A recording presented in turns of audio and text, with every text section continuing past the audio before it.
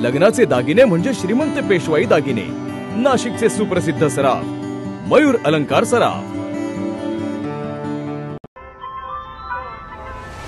ताज्या बातम्यांसाठी नाशिक न्यूजच्या YouTube चॅनलला सबस्क्राइब करा आणि बेल आयकॉनला प्रेस करा।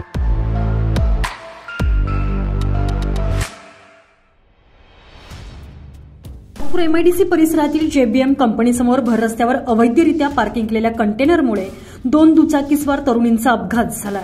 या अपघातात श्रावणी जयंत खरात आणि रक्षानंदा मराठे या दोघी गंभीररित्या जखमी झालेल्या आहेत। त्यांना खासगी रुग्णालयात उपचारासाठी दाखल करण्यात आले।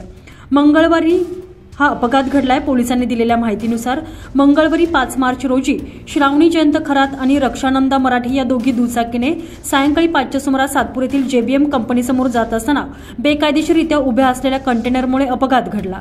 यात गंभीर जखमी झालेल्या श्रावणी खरात हिला खासगी रुग्णालयात दाखल करण्यात आलेला आहे।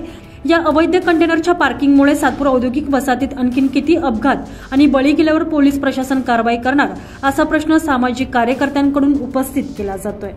सातपूर औद्योगिक वसाहतीत अवैध कंटेनर पार्किंगमुळे झालेल्या अपघातात आतापर्यंत 3 बळी गेलेले आहेत।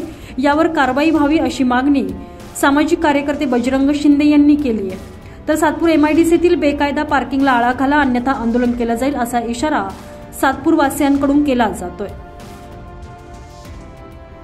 तुषार ढेपले, नाशिक न्यूज, सातपूर।